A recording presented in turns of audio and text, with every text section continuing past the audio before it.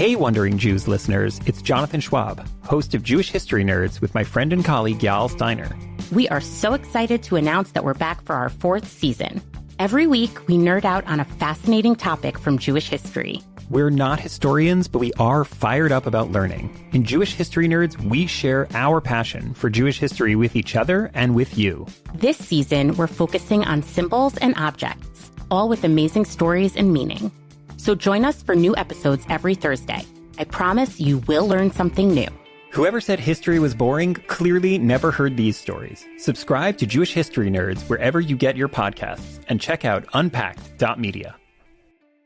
In order for a viewpoint to be Jewish, it has to have Jewish interests and solidarity in it somewhere. Right. And it cannot only interpret Jewish history through the lens of what another group or people has or hasn't suffered. Hi everyone, welcome to Wandering Jews with Mijal and Noam. I'm Mijal, and Noam is sadly not with us for this episode. And this podcast is our way of trying to unpack big questions about the Jews and the Jews are asking right now. We don't have it all figured out, but we really try to figure it out together. As we say every week, our favorite part of each show is really hearing from you, our listeners, so please feel free to send in questions, feedbacks, concerns, disagreements, pretty much anything. You can email us at wanderingjews@unpack.media. And I'll just give a special shout out to Moshe S. from Maryland, who got in touch, sent us an email, and he said, I appreciate that you're trying to reach a young, thoughtful audience and using the language of wondering, which is the opposite of judging. So thanks, Moshe. That's really great to hear. And please keep listening. We have some really exciting new series and guests coming up. Which leads me to our guest today and our topic of conversation today, which is something that I believe is in all of our minds in these hectic weeks ahead. We are going to be talking today about Pesach, about Passover. Today we have an extremely special guest here.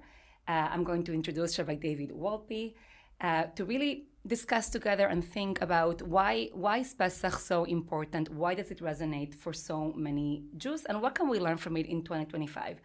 Rabbi Wolpe has a very long bio, but I'll just highlight some of the amazing things that he does. He's the Max Webb Rabbi Emeritus of Sinai Temple. He serves as the ADL's inaugural Rabbinic Fellow.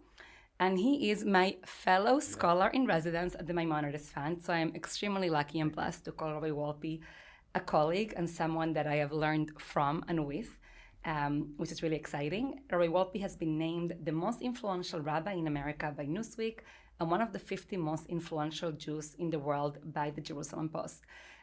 Welcome, Rabbi Wolpe. It's really great to have you here. It's good to see you outside the office. Yes, it is. Rabbi Wolpe, I was going to start with like an easy question, but instead I'm going to shift to a hard one. Okay. I know that in LA, your community has Ashkenazi, Sephardic, Persian, all that. Pesach. Okay.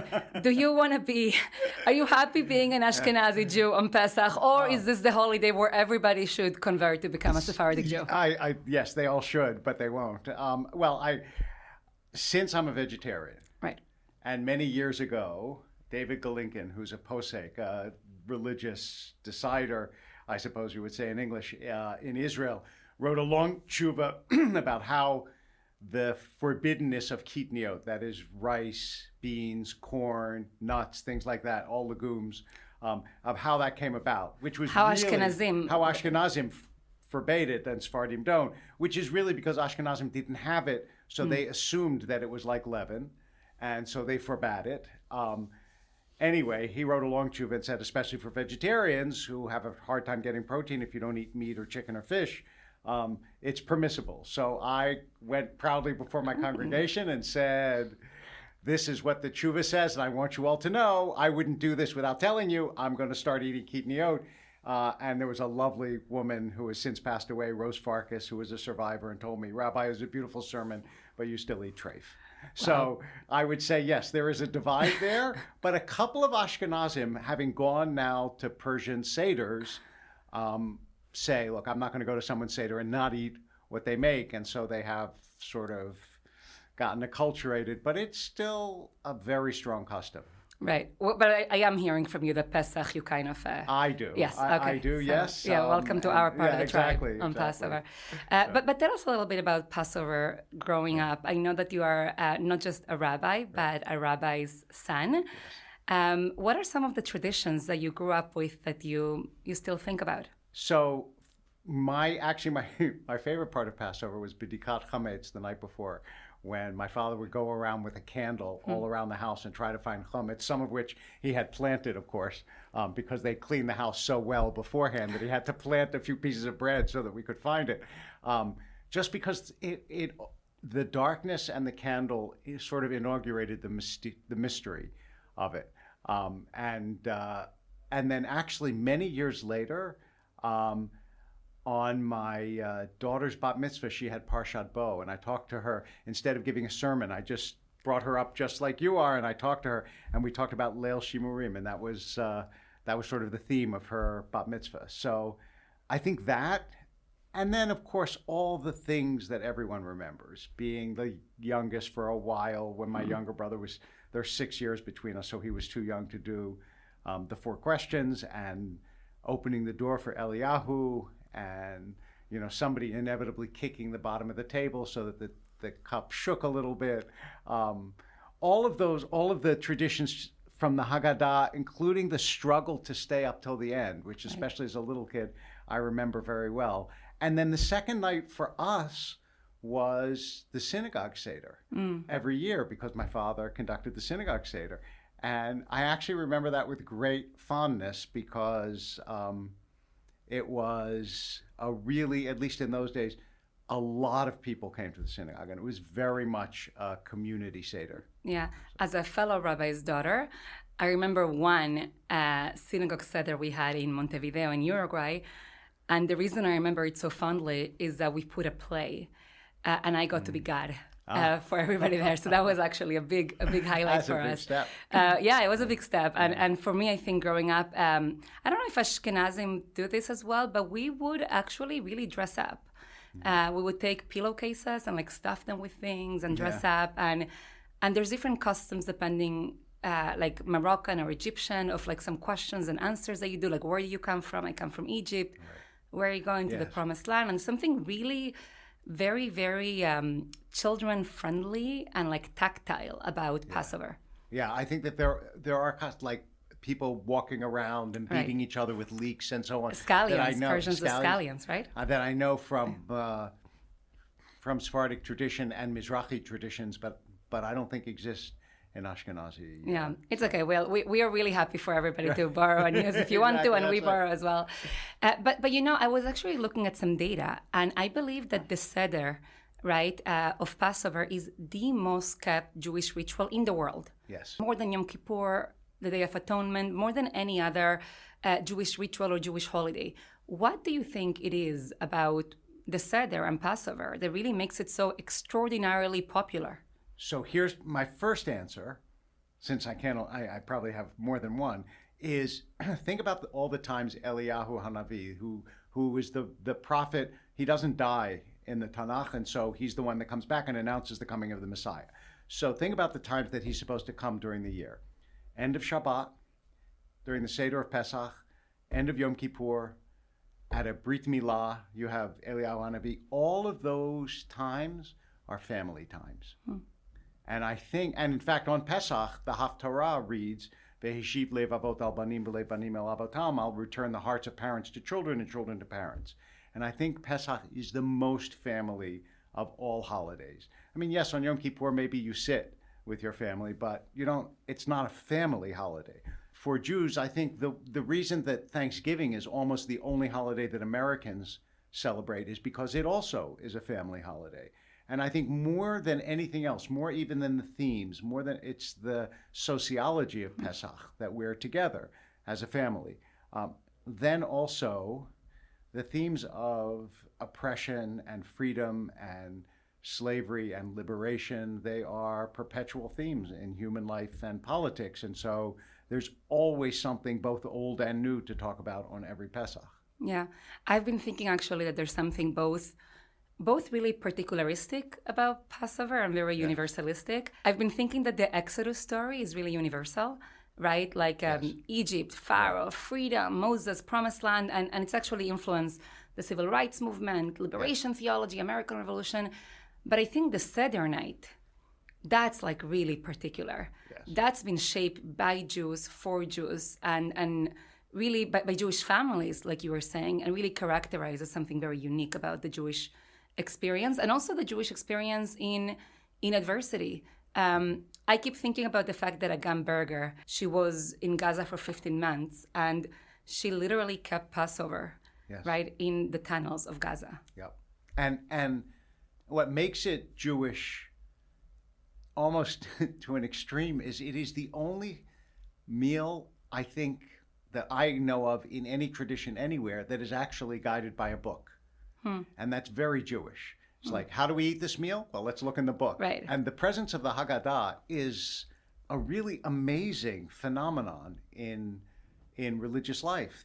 And one of the reasons why the particularistic and universalistic speak so eloquently to Pesach is look at the diversity of Haggadot that you can get from some that are deeply learned and rooted in Jewish texts, and then there are some that are very universalistic, because it really does at least allow for both of those. What do you use usually? What's that? What kind of Haggadah do you use? We usually use the Rabbinical Assembly Haggadah, actually. So we're sort of straight down the middle. Okay. And when I was growing up, like almost all Americans, we used the Maxwell House Haggadah, which was a phenomenon that like somehow Maxwell House published this Haggadah that all American Jews seem to use.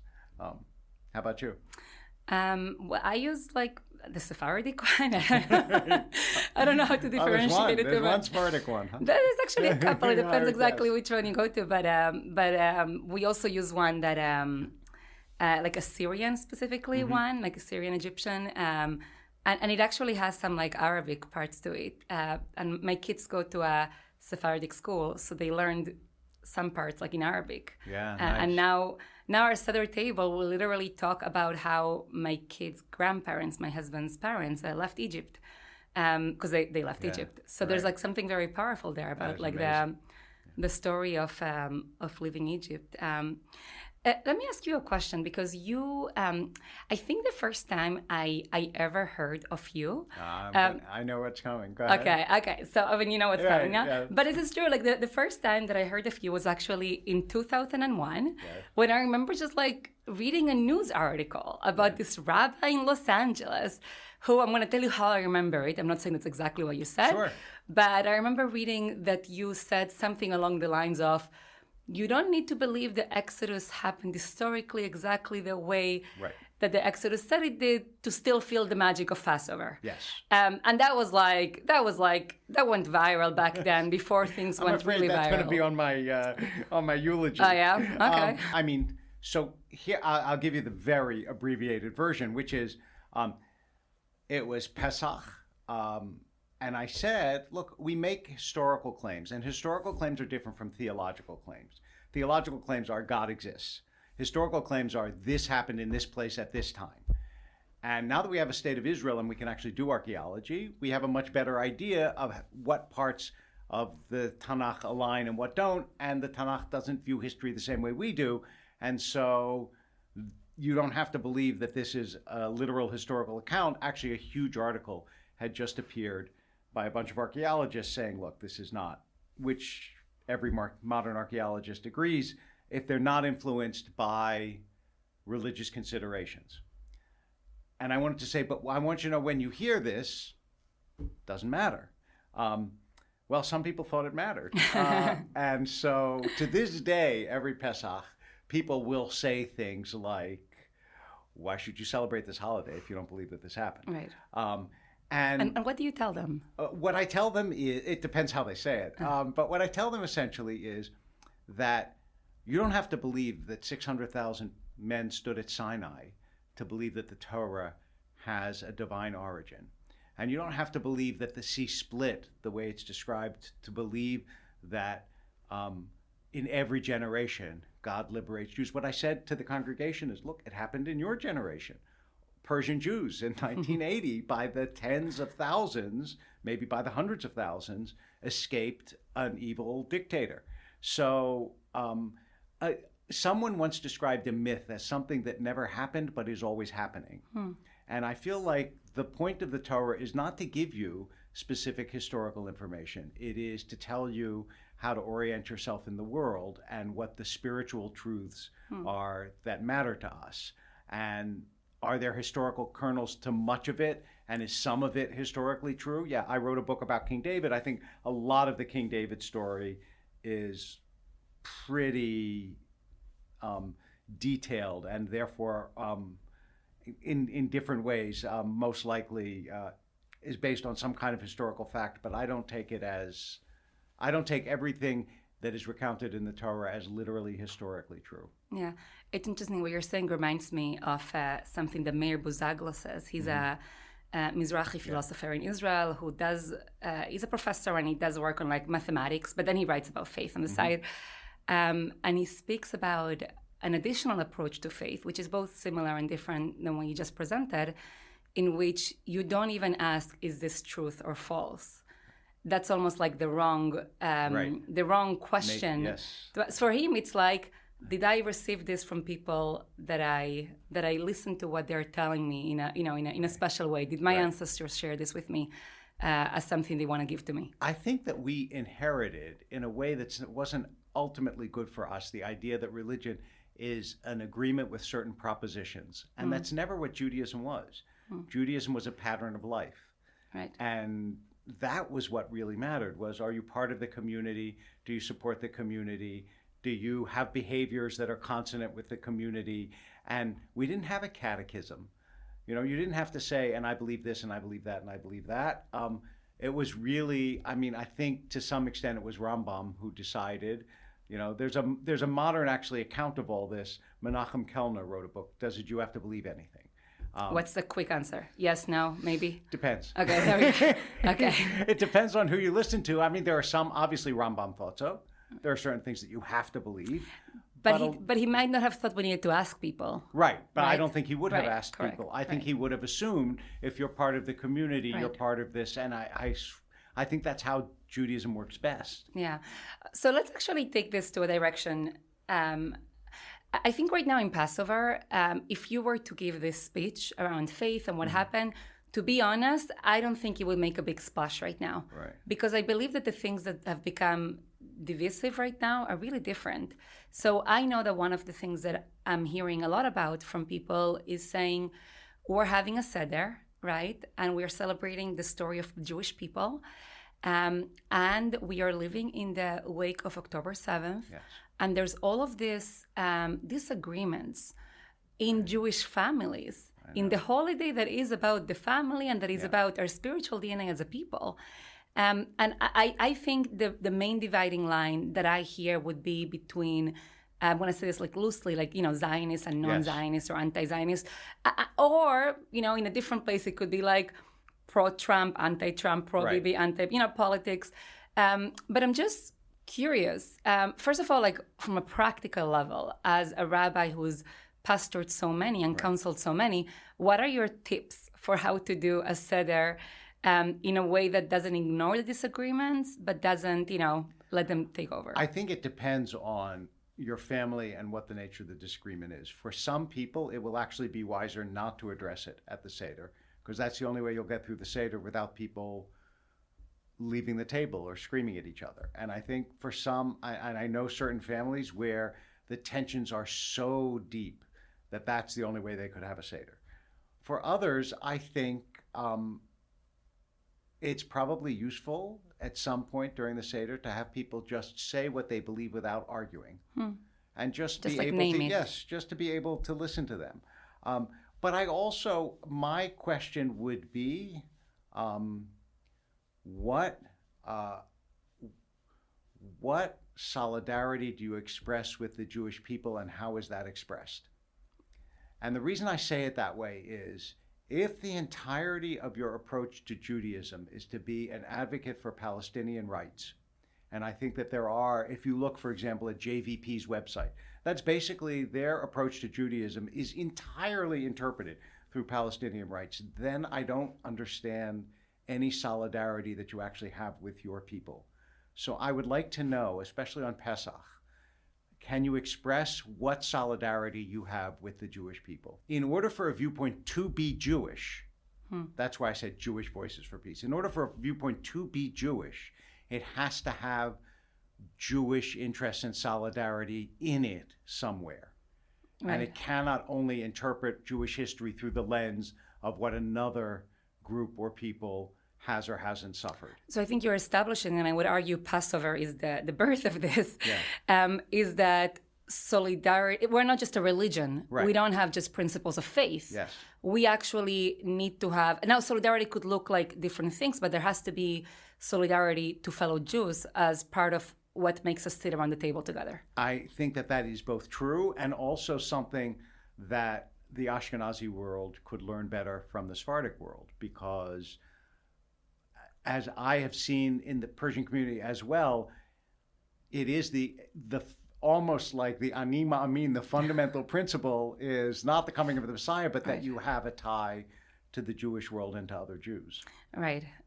Does that mean then that there's certain voices or opinions that, like, are we drawing limits or boundaries around the Seder table? I'm drawing limits around a viewpoint that is Jewish, because views can be expressed by Jews without being Jewish viewpoints. So yes, I think in order to be a Jewish viewpoint, it has to have Jewish history, solidarity, peoplehood as a part of that viewpoint. Otherwise, it's a viewpoint that's expressed by a Jew. Like I could tell you, I think that, I think that Magnus Carlsen is a great chess player. That's not a Jewish viewpoint. I would know nothing about that. But Trust me. Yes, okay. It really is. But that's not a Jewish viewpoint. It's just a viewpoint expressed by a Jew. So let me read something to you. So Hannah, I hope I'm saying her name right. Hannah Einbinder, who's a Jewish actress and comedian on a hit HBS show called Hacks, which I never heard of until I heard about her speech. But she recently gave a speech at the Human Rights Council awards show denouncing Israel and its war in Gaza. And she cited her Jewish values, the ones she learned in Hebrew school. Specifically, she said she cited her Jewish values of asking questions and not shying away from hard truth. In the context of why she spoke to speak as a Jew. How does what you just said about Jewish solidarity being the underpinning of Jewish values relate to something like this speech in which she spoke as a Jew and said that questioning things is what led her to speak in this way? Questioning things is a good thing. Right. A good human thing, by the way, not like a Jewish thing. I don't object to it. Well, most values are human things. They may be Jewish values too. Kindness is a Jewish value. It's also a human value. But I actually think that asking questions is far too neutral an enterprise to be cited as the value that allows you to get up at a speech and speak, against the Jewish state and most of the Jewish people. So I think she would have to do better than that. I would send her back to Hebrew school. Okay. Or maybe rethink about how we do some things in Hebrew schools. Yes, or maybe rethink the kind of Hebrew school education that we give. Yes. Yeah. Speaking of education, we have 4 children at the seder, right? We speak about the wise one, yes, right? The wicked one, the one who doesn't know how to ask, and the one who's, how do you say it in English? Innocent? Is that, simple, innocent. I'm just curious, what do you think about the Rasha? So Rasha, the wicked one, is one that kind of comes and, according to the text that we read, basically is like, what is this thing that you're doing? And to me, by the way, what always stands out is that he doesn't include, it's like what that you're doing.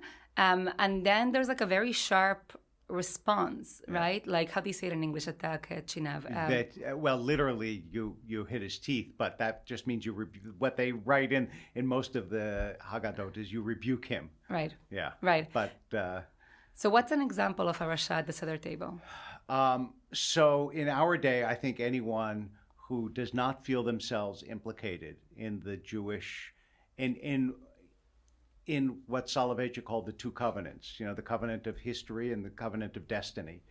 I think if you absent yourself from it, that is the modern equivalent of a Rasha.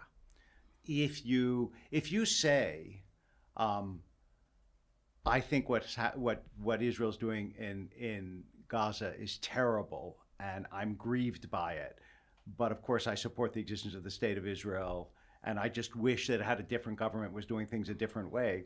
I don't have any problem. I mean, I may disagree with you or I may not, but I don't have any problem with that. That's certainly not a Russia.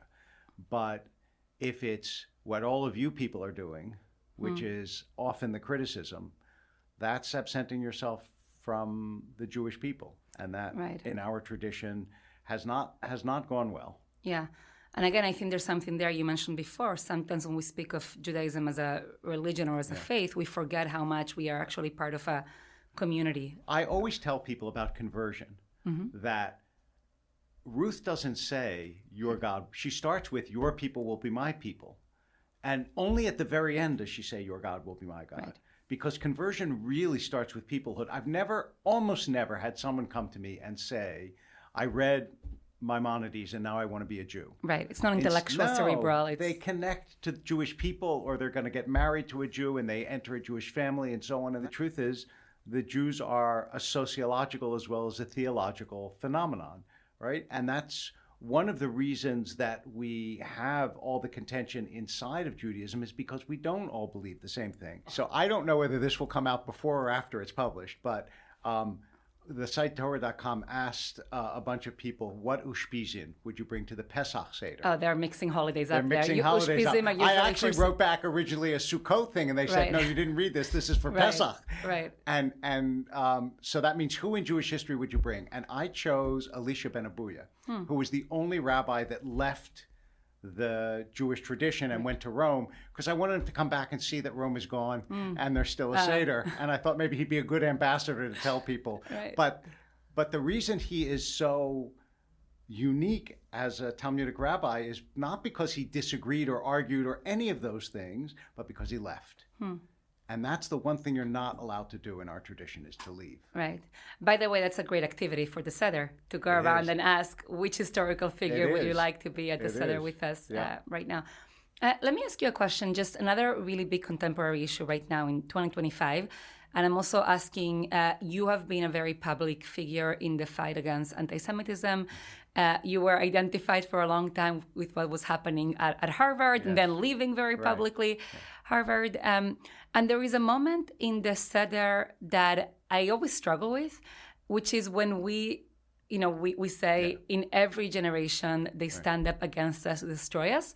And my struggle is because on the one hand, it rings true. On the other hand, I kind of hate that we say it because we expect that it's going to be true every year.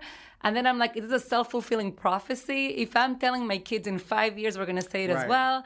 So how are you approaching that sentence this year? What's interesting is, when someone asks you a question, in your mind, you think where they're going to go.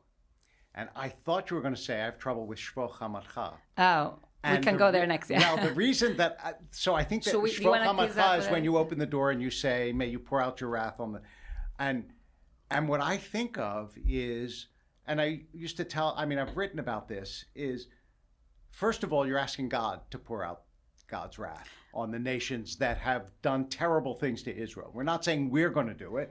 And second, I always thought of it as a tribute to generations that had suffered terribly. And there I was in, Philadelphia, living a good life. And I wanted to pay honor to their emotions of anger and vengeance, as well as their emotions of pain. Yeah. But your question is actually a tougher one. Okay, which is around anti-Semitism. Yeah. Right, exactly, which is, do you anticipate that this will never go away? And it's almost like when the Torah says that the poor will always be with us, right? Which is also a painful thought. Really, we can never overcome this. And so I suppose the way I think of it is that there might come a day when that's a historical relic. You think so? I hope so. You hope so? I hope so. Okay. I'm sort of hopeful by disposition. Okay. Are you sure in the way Rabbi Sachs talked about it. I'm not optimistic, but I'm hopeful. He made the distinction, as you well know, that hope is something that you can actively try to bring about. Optimism is just everything's going to be fine. I have a little bit of the optimism gene too, I must admit. But in the meantime, I think that it's actually, especially given what we've just seen, it's actually important as a spur to vigilance, because when I grew up, I really thought that I was living in a world in which anti-Semitism was gradually disappearing. And I was obviously ridiculously naive, and I think the Seder was trying to tell me so. Yeah. How do we make sure we don't go the other way, which is see anti-Semitism everywhere, and really become almost like, like self-fulfilling prophecy, and not be able to strategically then take it on? It's right, which is a real danger, and it's hard because you and I both know that when you go negative, people pay attention. Yes. Right? If you want to social give a media sermon, is complicated. Not only that, but if you want to give a drash on a Shabbos morning and you want to make sure that people are paying attention to you, you don't talk about Shabbos. You talk about anti-Semitism. Everybody. I have to learn more tips and tricks from you. Always go with anti-Semitism and never. And so it's enormously important that we don't see anti-Semitism where it doesn't exist, because then we have no credibility to call it out where it does. And also there's enough genuine anti-Semitism, we don't have to invent it. I think that we have to be sometimes more careful than we have been. And this is why also I tell people I will not entertain any analogies to World War II or Nazis or Hitler, because only the Nazis were Nazis. And as soon as you start comparing other people to the worst catastrophe in human history, you've trivialized your argument. Right. And people just have to learn a little bit more history. There are a lot of other people in Jewish history, sadly, that you can compare today's anti-Semites to. Yeah. So again, there's so many, I think, questions that we're gonna have this year, that people are going to read some parts of the Haggadah that will resonate differently this year than other years. Another part that I've been wondering about is when we read the 10 plagues, right, which are the 10 plagues that God meted out. Am I saying it right? Meted out upon the Egyptians. We take wine and we drop a little bit as a form of actually representing our mourning, and to say, I'm going to say it in my own modern words, there were a lot of innocent Egyptians who were caught in this. What can we learn from that today as, war continues in Gaza? We're also recording this in the wake of some strong protests by people of Gaza against Hamas, who have just bring to home the tragedy of so many individuals who are like caught in this hell, and who are, suffering. So what's a way that we can take this on this? I think that it is entirely appropriate to express compassion for the innocent suffering in Gaza, just like you would express compassion for the innocent suffering in Sudan. I don't understand the idea that is anti-Semitic, or that's bad, or that's wrong. Even if you think you don't want to, even if you don't want to express compassion for adults who are caught in the crossfire, although I would for many, what about the children? The children are children, and it's almost equivalent to the 10th plague, which is, this is what happened for Israel to be free, but do you not have compassion for the children who were killed? And so I think that that's an appropriate thing to incorporate in a Seder, but I also would say to people, it's appropriate to incorporate other suffering of other peoples around the world. And that's part of the problem that Israel suffers from in terms of a double standard. Is it is the only conflict where people feel there are moral stakes over and over and over and over again. And I don't think that we as Jews should make that mistake. Right. Although we could say that for us as Jews to focus on what's happening in Israel and Gaza, that might make sense because we're so connected. It makes sense, but I still think if you're going to express compassion for innocent suffering, that you can show that you have wider compassion than Israel and Gaza alone. And I'm actually afraid that we are developing compassion fatigue from a different perspective, which is that, and I can't believe I'm saying this, we're going into Passover knowing that it's the second Passover we're celebrating, where there's still over 24 living hostages in Gaza, plus many others that have been murdered. And I kept thinking this whole year, by Passover they'll be out, and we'll be able to really celebrate Passover fully, knowing that they are out. And unfortunately, everything that we're seeing suggests that it's not going to be the case. So what can we do to really keep this top of mind and top of heart? So the point of Passover is, in every generation you should remember that you could have gone forth from Egypt. In other words, empathy. Like, what was it really like to go out of Egypt? What is it like to wander across a desert? I mean, we see that the Israelites rebel again and again and again, but it's also a miserable and difficult life. And if we don't have some kind of empathy, knowing that we can't possibly imagine what it is, any more than we can imagine what it is to be one of the families whose hostages or relatives were killed on October 7th or after. You have to try to have that historical and also that contemporary empathy and really take a moment, maybe a moment of silence at each seder, to just remember that there are people in this living hell day after day, and now I won't say year after year, but certainly after a year, and recall that the